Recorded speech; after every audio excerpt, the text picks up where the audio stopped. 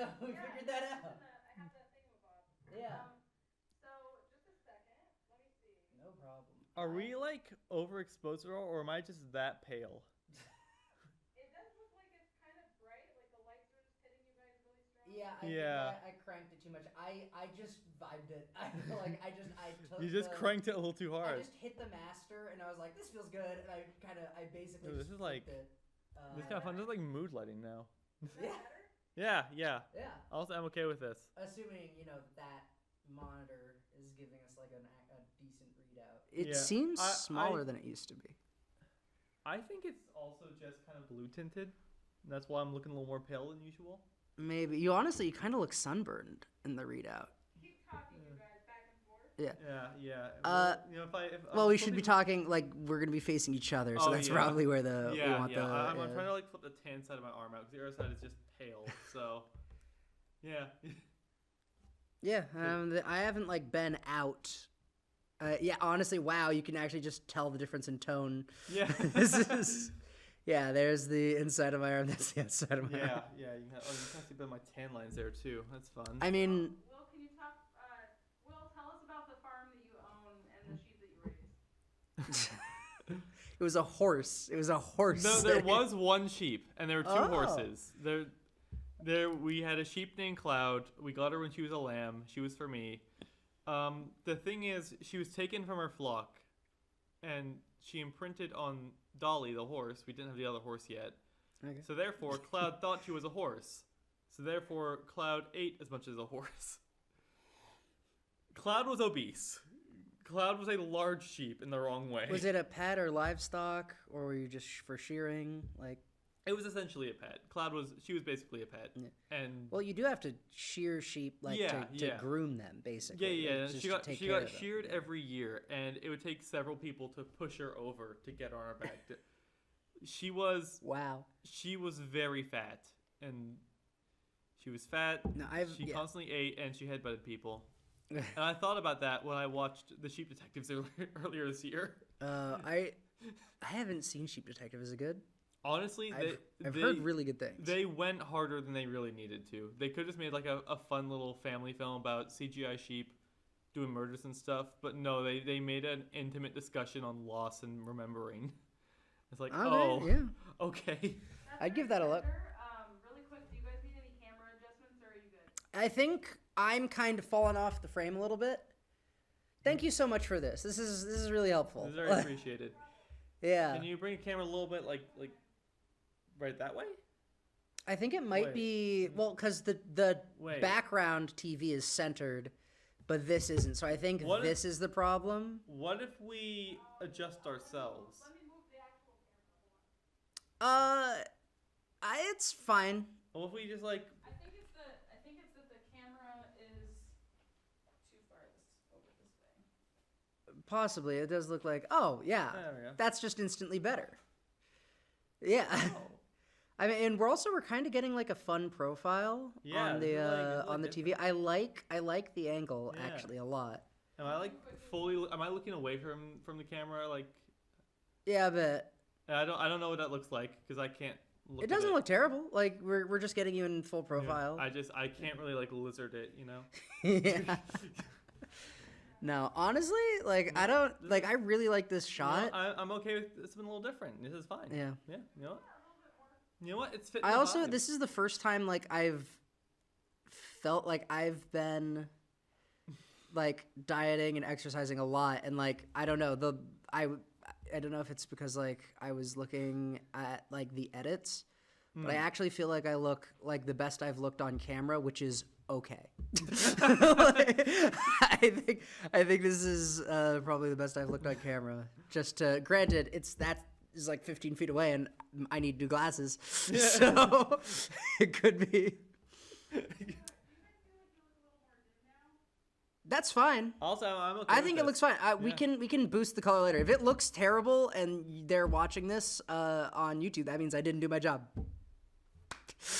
I actually need to learn more about color correction from you because you're just way better at that than me. You're better at editing than me in general. I think I have an eye and ear for timing. and that's probably the best I can do. That's like the foundation of it all right there, honestly. It's handy. Oh, if I could ask you for one more favor, could you hit the clock? I timed it out to, yeah. That's fine. Yeah, and then once I see it, it's 5. No, that's okay. We're going to try and do 2 if possible, just because I'm getting ambitious. Oh boy! So you had an idea for this first one, and then we talk normally in the second one. For one of them, at one point I swore I made a blood oath that we would talk more about Legends lore, and then haven't. So I was just gonna, and like if in my head if there's if there's one thing I could legitimately give a TED talk on with no notice. Like that is, if I were to win anything in the yearbook, that was probably it. Is that like, I don't know if you've realized this about me, but if you just ask me to fill space, I can do it. I just need to mention flat earthers enough, and I can get an hour out of you. It's true. Yeah, I'm really easy to direct. No. Katie said we should do an ASMR episode before you came in, and I was thinking, damn, I hate ASMR. If I can get a flat Earth rant with ASMR for edition. Also, I don't know that the timer actually got hit. Not yet. Okay. You hit it. Yeah. Just making sure your sound looks good still. Yeah. Thank you. No. Does everything look good to you guys? Yeah. I'm happy. You guys sound good. The audio's coming in good. It looks Yeah, thank you so much for your help. Like, really, it's a treat to have you guys help out with this, because like it's the one thing we can't do is check the audio, but like fixing the camera for us, like the lighting, really, you're going above and beyond. Thank you so much. Thank you, Katie. Yeah. All right, I'm gonna hit the timer, and then I'm gonna turn off the sound, the talkback in here really quick, and then I'm gonna hit the timer. Thank you. Okay. Give you guys a 5-second countdown. Oh, is it recording yet? It's been recording this whole time. Oh, good. Excellent. Okay, that's what we want. Yeah. I'm just gonna let you guys know when I actually. Oh, you can just hit it. You don't have to worry about a countdown. Yeah, we're good. We're gonna include all of this. Yeah, so. like this is all like I really like the pre-show stuff, but Yeah. I was saying something. Legends lore and Well, that TED can be the Talks. second podcast, I think. Okay. I guess the first podcast. I just want to know, how are you doing? What's going on with Will right now? Will's doing all right. When's the last time we recorded an episode? I have no idea. It's been a hot minute. It's been a hot minute. What? There was a wedding, and then it's been so crazy. It's been unbelievably busy. Funnily enough, I also had a wedding. Really? Oh no, you were the videographer for a wedding. How'd that go? But last week I did my first photography gig at a wedding. Oh, excellent. Yeah. And I think it went okay. You think it went okay? I mean, it was a little. It was my friends from high school's wedding. It was her wedding. Yeah. And so I drove down to Massachusetts on the day and drove back on the night. So I guess the two questions are like, do you feel like you were intrusive? Do you feel like you got that in the was way the of thing the I was ceremony? most scared about. I don't think I was intrusive, but there also wasn't a lot to intrude on because they went through the ceremony real fast. They did. They had the person who does do you take them? What's the officiant? Yeah. Officiate, yeah. So she said some words, and the groom said some vows, and then Victoria said some vows, and then they kissed, and then it was over. Like, all right, we're gonna speed run this thing, and then we just did wedding photos, which is what I was there for. So it's hard for me to intrude on the photos I'm supposed to be taking.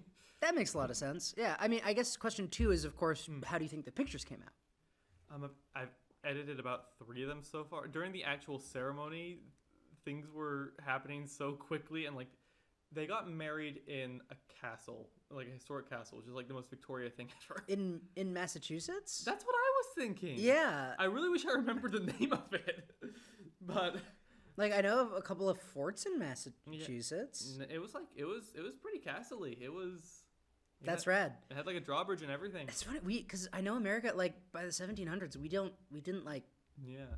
We don't have castles in America because we didn't really make them. Like if, like the kinds of fortifications we used were just different. Like we didn't have the architects to do it until architecture itself had already moved on and warfare had moved on in a way. I'm gonna Google castles in Massachusetts and see if I. Maybe, yeah. Also, probably shouldn't use names, like, specifically. Like, they didn't ask to be on the podcast, is just generally my vibe, you know?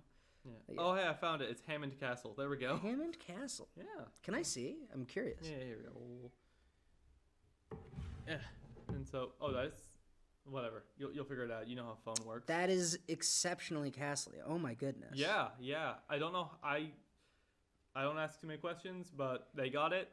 Yeah, I wonder if you could guided and self-guided tours. I would go there for a weekend. Yeah. It's like a part-time museum thing, and I think part of the reason it was so fast is because they had a limited amount of time they could be there. That makes a lot of sense. Oh my goodness, I would go there. Yeah, I've been wanting to take like a trip with some of my friends. Honestly, we need to go on a trip. Yeah. Massachusetts isn't that far away. It's not that far away. Yeah. You know, that last photo you ended on, that's the Great Hall where the actual ceremony happened. I mean, just looking at it, it Yeah. would have to. Only trouble was the lighting was not great inside, and so I was... That is a function of castles and medieval design. Yeah, so I was struggling a bit on the inside, but once we went outside and we were doing that stuff, I feel like things came out better. I did some good stuff. The wind was doing great things, like it was blowing the veil like behind her like perfectly. I was like, yes, this brings me joy. And then we had like a dinner reception at a hotel, like a fancy hotel, like down the way a little bit, because this was like right on the coast. Right as we got inside, there was a rainstorm, right? Mm-hmm. Big old rainstorm. But then after the dinner, the rain ended, and the sun was coming out, and there was a double rainbow. And then I was happy with the photos. How do you expose for a rainbow? Like, I've tried this, and it doesn't go well. I think part of it is like the sun was going down, so it was getting like we were at like golden hour. So I think I just kind of got lucky, because that's a hard thing with like if you're doing anything with the sky. Yeah. If you want to be able to see anything other than the sky, you're gonna have a bad time in my experience. Yep. No. That might be my lack of experience, maybe my lack of like I only got like 2 lenses. I think, like, granted, you know way more about like actual like camera details and exposure. Like you are, I'm like you are just a clearly better, I think, videographer than I am in terms of how do you like make the camera give you what you want. But I will say that like the sun sucks. The sun is a problem. Evil. The sun is a problem. I remember. Need to get rid of the sun. Yeah, just do away with it. We don't. It's making my photos look bad. It has to go. We don't need the sun. I'm sure. I wouldn't be surprised if somewhere out there was like an incredibly expensive camera or lens that could properly like work with the camera to give you a well-exposed sky and also not make everything else extremely dark. But I haven't found it. I've not found proof it exists. It might not be possible. I feel like it would mostly be you do it in editing, right? Yeah. Like, yeah. I feel like that's where you get on most editing, of it, and it's gone okay so far. Okay, yeah. No, man, I remember for my sister's wedding, it was like exactly perfect in that like it looked like it was gonna rain. It didn't. It was cloudy. It was cloudy just before the ceremony when we were taking pictures. And then it was clear during the ceremony, and then it was cloudy again after. So, like, when people were actually, like, taking pictures, it was the perfect, like, you want a cloud in front of the sun is, like, my rule. Yeah, If I'm gonna, before I hit click, you need to be, just a cloud has to be in front of the camera, between the sun and you, and then it'll look great. Yeah, truth be told, I did a mix of both. I did some in direct sun. I was definitely happier with the lighting because... I guess I got them at an angle where, you know, the sun wasn't creating crazy harsh shadows and no one was squinting too much. So that's the other one. Trying to get like, it's like, open your eyes. It's like, I'll go blind. Yeah. The other thing, on my camera I have a setting where it takes like a burst thing, so it takes like a bunch of like a second long video, and I can like pick a frame I think is the best out of that clip, which no one seems to like but me, but I think it's great. I think it's handy. Like I usually I don't own like a real camera. I when I was forced to get a new phone because my phone just wasn't charging anymore, and you have to get a new one. Yeah. And I specifically like investigated the camera a lot until I could find just like a lot of settings, but it's still a phone camera. Yeah, like it's still limited in that way. I mean, granted, phone cameras have gotten pretty good, but like we all like the real deal, don't we? Yeah, well, we're videographers. We have to like the real deal, or we're like an entire industry's gonna die. Like we are propping up. Power move. We take photos off of an old 3DS. Oh my god, all 3 pixels will be in exactly the color you don't want them to be. Did I tell you I started editing for the guy who used to own Twigs on Main Street, and I was, you know how New York, they have a new law where like you can't have cell phones in schools anymore, like as of last year. I like this plan. Yeah, no, that's a plan they've fully put in action, and so I've heard a lot about this because. I mean, I know that there are schools in the area like BFA isn't doing that. Well, anymore. I know the school I work at just has the same thing where they just like you're not allowed to do that. Yeah, you can't or rather I've seen them like using phones, but like the internet is just cut off, which is that makes rough sense. Okay, like you can send a text, but you can't. I can see. Or at least like that's the way it is for me. It wouldn't shock me if like the students maybe had the internet password or something, but like in general, like the idea so of there is internet but it's behind a password. I definitely don't know the policy. Okay. I definitely don't know it. Because like I'm at work, I'm not looking at my phone. But I remember one time I had to send an email. I think I could send an email, but that was it. And that's probably correct. I remember what is it? I know there's like a country that just like banned social media. Like basically you have to be an adult to be on social media. And I think that's probably a good plan. You know what? That's not the worst thing in the world. Yeah, like you know what? I just like growing up without it is probably a really good like like but I don't know, man. We've seen I've seen studies, and also I've met people who've grown up on it, and I feel like we need to come up with a different plan. We need to think about this. Yeah. We need to give Mark Zuckerberg less power. Yeah, I feel like my evidence might be anecdotal, but also pretty conclusive. But the reason I bring it up is because, you know, this guy who's keeping names up, but for Sweet Arts and Heroes, he'll like go through schools in New York, and he's also going phone free because, you know, his whole thing is, hey, if we're telling students they can't have phones, we shouldn't have phones either. So, you know, good on him. But he like sick videos with like students like in the hallways just interacting and stuff. There's all this vlog camera. If they want a picture, he takes out a 3DS and takes a picture of them. That's so funny. That's a good way to do it. I like that. What are you doing? He's like, I'm taking a photo, dude. Yeah. Don't even worry about it. That's awesome. It's like a pink 3DS. I'm sure he got from like one of his daughters who wasn't using it anymore. That sounds awesome. That's so funny. I have a 3DS that I just need to figure out how to charge. Like I have a regular DS that I can charge. Well, that's better than mine. And I have exclusively Lego games on it. I've only just learned that you were into Legos, and I feel betrayed because that's something I'd love to talk about all of the time because Legos rule. They do. Yeah, I don't own like I have a collection of Bionicles because I was the biggest Bionicle fan in the world. I never got into Bionicle. I wonder if off the top of my head I could name all of the Toa Matas Kanohi. And that's just proper nouns to you, I'm sure. But like, no, I went to college with a bunch of Bionicle nerds, so I've heard a lot of the words. It's awesome. I know there's like a golden mask, and they have those little. There's kind of a few. Those little projectile launcher things, little balls, and you click the thing. Yeah. So it was basically like to sell the toys. They felt like each generation they had to add a new play feature, and there were like one or two that ruled, and then all of the rest, everyone agrees sucked or were flawed in some critical way. So where do those little mini Bionicles where you spin the gear in the back and one arm moves up and down? Oh, that's the Toa Mata. That was like technically that wasn't the first because the Rahi were first. The Rahi were like a proof of concept thing that was mostly made out of Lego Technic. So Rahi are basically animals and monsters. Like, I'm not kidding. We can lose ourselves in the sauce here. I like specifically. I liked the story a lot. Like I don't think it'll surprise anybody.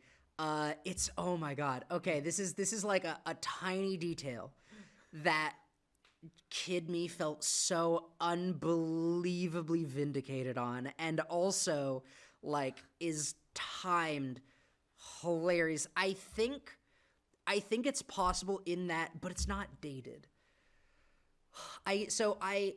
the Legends lore is all written out, like because it's literally like it's in the like doodles and drawings and like poems in the margins of my middle school homework because I was just not paying attention. And I kept most of it. Like I have like shelves and shelves and binders and just like piles of all of the oldest things. And like I drew enough that I got like not great and not even good, but okay. Like I could render an image that you could tell what I was going for in like a satisfying way that like paid homage to the idea of like perspective and lighting. Like that was kind of like as good as I ever got. But like that's a great phrase.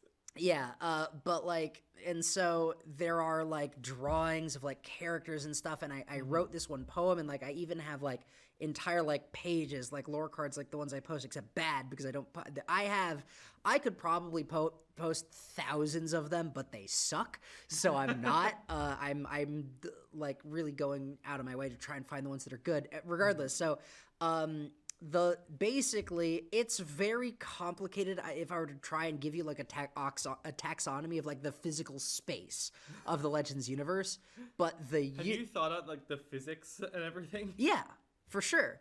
Yeah, obviously, but there's and I swear to God this happened before the big guy woke up in Bionicle.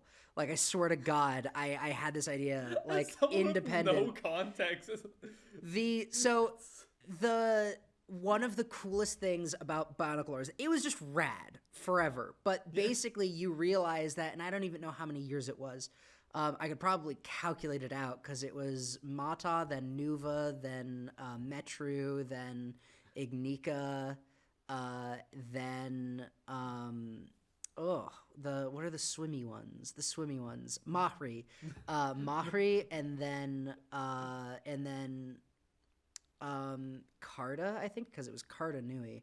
But regardless, so probably like, what was that, 8? So basically like 8 or so years, maybe a little bit more, because the whole Rahi thing and the pre stuff with the Matoran kind of figuring things out on Mata Nui. But they're basically like the inciting idea for Bionicle, it turned out, because these toys came in these capsules. Yeah. And, no, I remember those. Yeah, and the like, it wasn't Greg Farschi, it was someone else. But Greg Farschi had the writing I liked the most at the time, although I haven't gone back to read it because I'm terrified it won't hold up.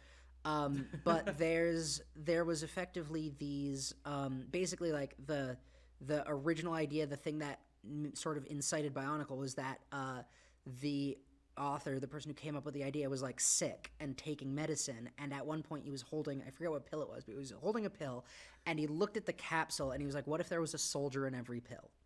And so the whole idea of like the main Bionicles is that the Toa they're literally medicine for this gigantic body that is the world.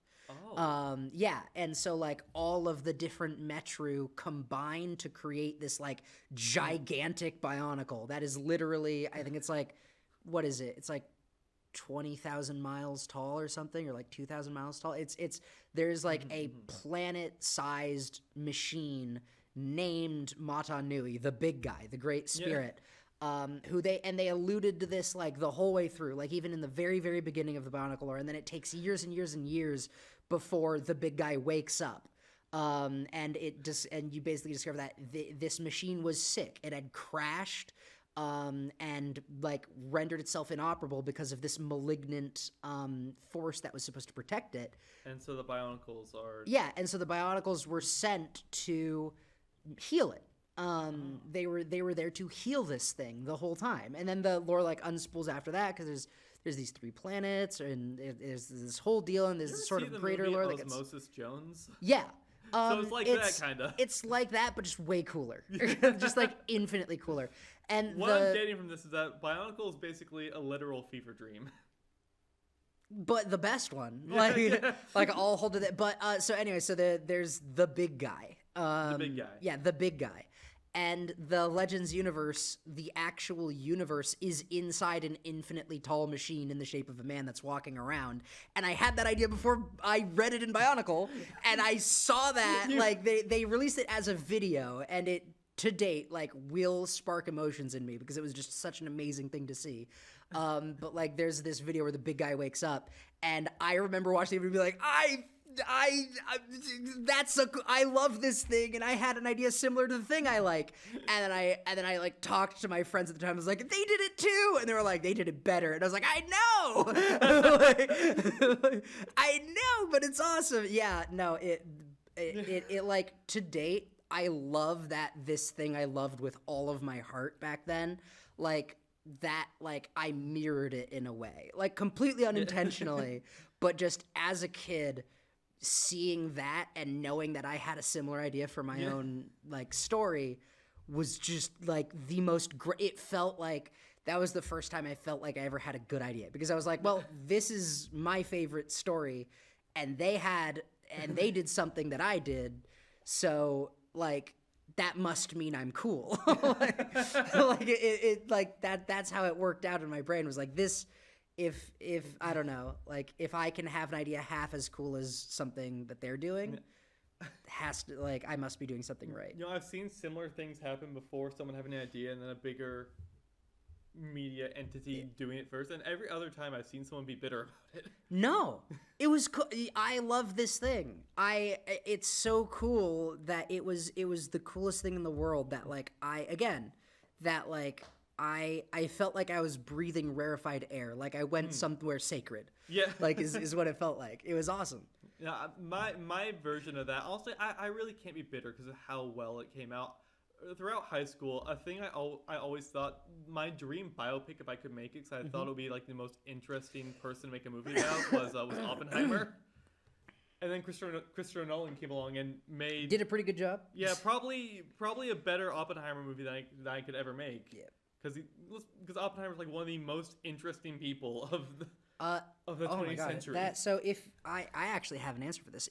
Who else is like the person that you're like, I need a biopic of this guy? Who would make a really good biopic? Damn it. I haven't thought about this.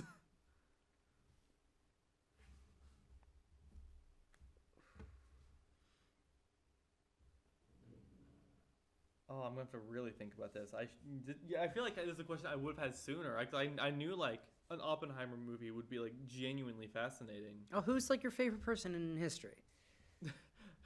I can't think of anyone who doesn't already have like the perfect biopic. Well, it's possible that these people have biopics that I just haven't seen. Because I can now that I'm thinking about it, I am thinking about more and more. Yeah, like well, who are you thinking of? The two I want the most are and this is an admittedly controversial take for a good reason.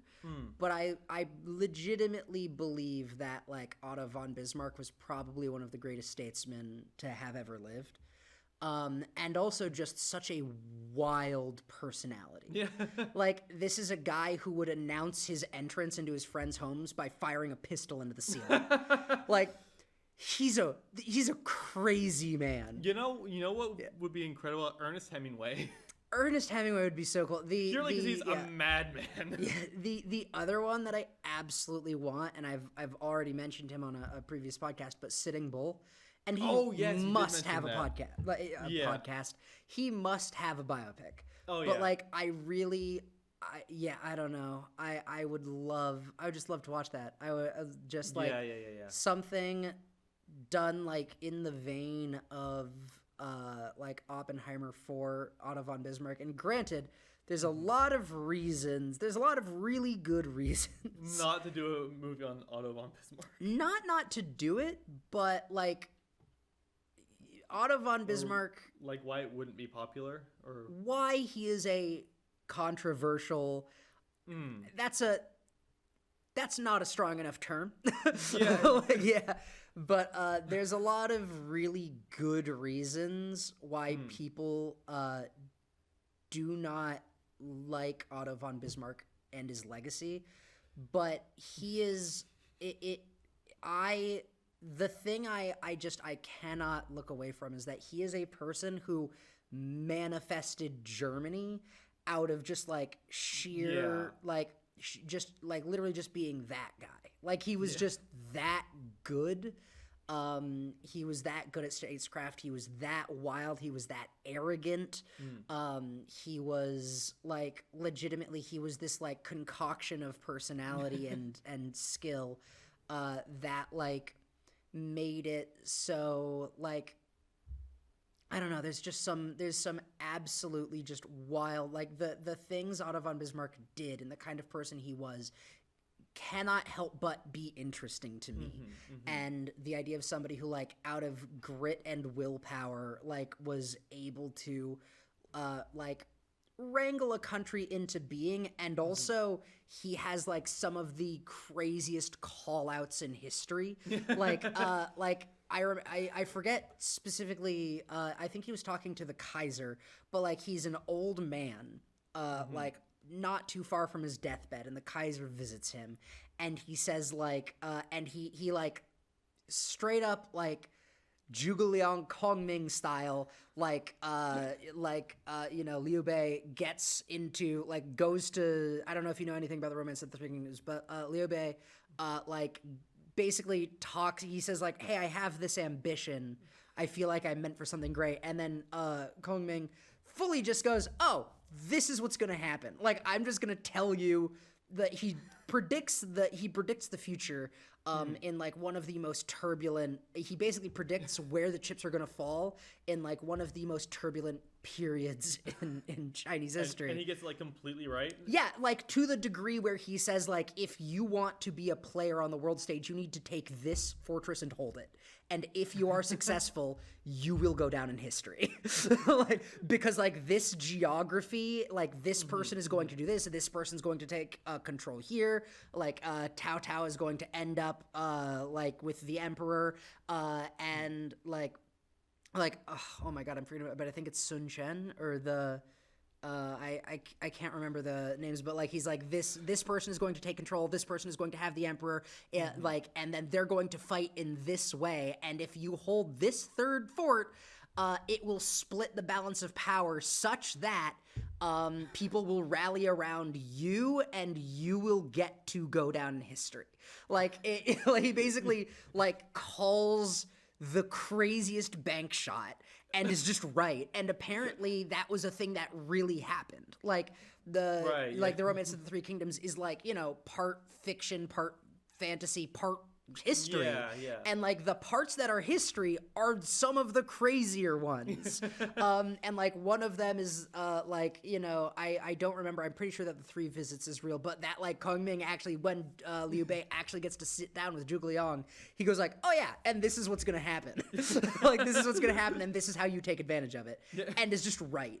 But like a similar thing is Otto von Bismarck. I'm pretty sure it's the Kaiser. I don't know. I'm sure the details around this are I'm getting wrong, but I'm pretty sure like I think I probably almost have the quote right. Is that he says like he says that like he says like Europe today is a powder keg and the leaders are smoking in an arsenal. And he says like almost word for word, he says like 50 years after my passing, some damn fool thing in the Balkans will set it off.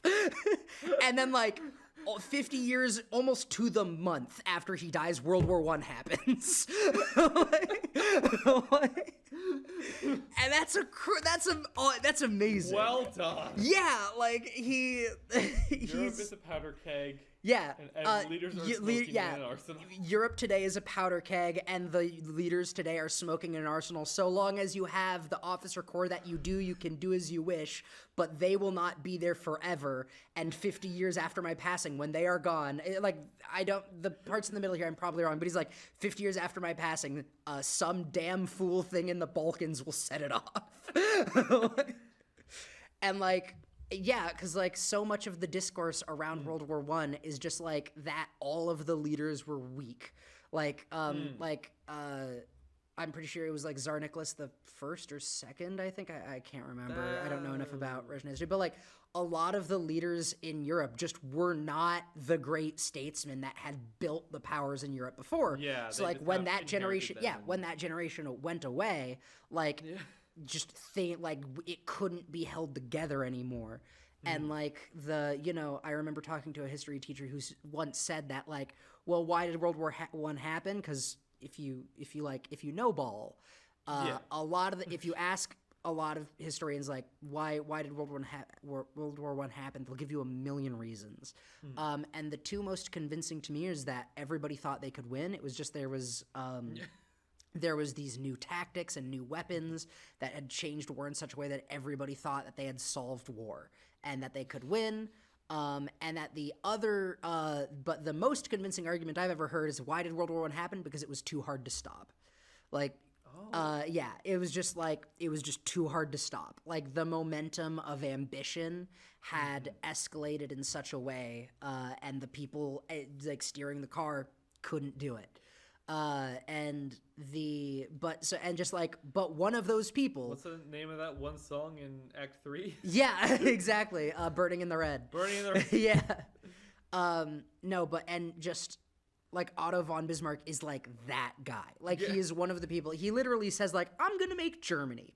And then he does, and kind of overnight, the most powerful nation in Europe just shows up overnight. Like, and everyone goes, wait, you beat France? That's not supposed to happen. Like, it just, all of these, I don't know, just such a crazy person. And Sitting Bull, obviously, one of probably the most interesting people in history to me. Yeah, you talked about him in a previous episode. Just such a God. If I could, like, I forget what the question was, but like, yeah, if I could share a long car ride with anybody, it would be. We were talking about biopics we really wanted to see. Yeah, but like those two. Yeah, those two for me. I've thought of more while you've been talking. Honestly. What's up? And this is a biopic that already exists, but it's bad, and I want it to be better. I want an Edward Snowden biopic. Edward Snowden biopic? Yeah. Oh my God. Like, especially now, because it'd be pretty topical now. Yep. Deeper in the rearview mirror. Have you seen the, like, whether you love him or hate him, John Oliver did an interview with Edward Snowden. And there's just this one moment. It was incredible. Like, I don't know. It's one of those moments where I feel like I became wiser by experiencing it.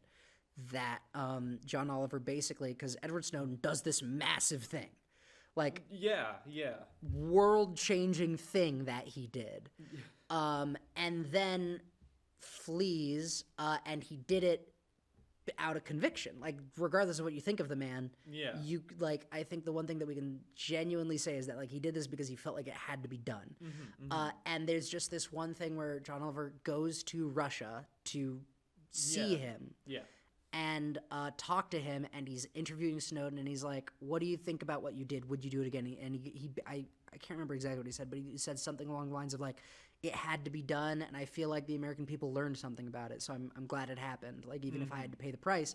And then John Oliver shows him videos of he just asked people in America, what do you think about Edward Snowden? And to a T, they all go, who is that? Oh. Yeah, they go like, oh, is that the WikiLeaks guy? Like, is that, like, and you just get to watch Edward Snowden absorb this information. Like, in real time, you get to see how what he feels was a sacrifice, like, that he did out of a version of patriotism, and that he felt needed to be done because people needed to know. And then you get to watch him X number of years on, like, see people not care. Oh my God. And it's one of the, like, it's just a moment so profound that I don't know. That I genuinely, I don't know what it is I learned, but I feel like I learned something just experiencing it. Oh my God. Yeah. When in between shoots, because we're planning on doing 2 today. Yeah. In between shoots, I'll show it to you. It's crazy. Oh. It's a crazy thing.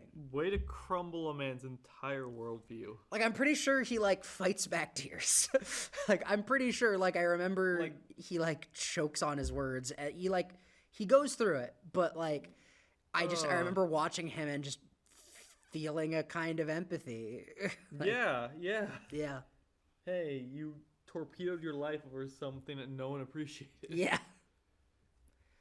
Wild thing. And I like to think, like, what he did, like, put some things in motion, like, or at least it pushed along how we feel about the government. Just we all kind of forgot about that. Yeah, it's a crazy thing. Oh, that's so depressing, actually. Yeah. Well, we're probably gonna try and start our next shoot. So, closing thoughts. Closing thoughts. In my American opinion, Yeah. In your American opinion, Edward Snowden, you poor soul. Yeah. And trying to think of like a hot take, like just a truly bad take God, that I can put behind my American opinion. God, we really went from weddings to Bionicles to Edward Snowden. Yeah, man. These kind of conversations, these are fun conversations. That'll probably be just the title, is the one where we talk about weddings, Bionicles, and Edward Snowden.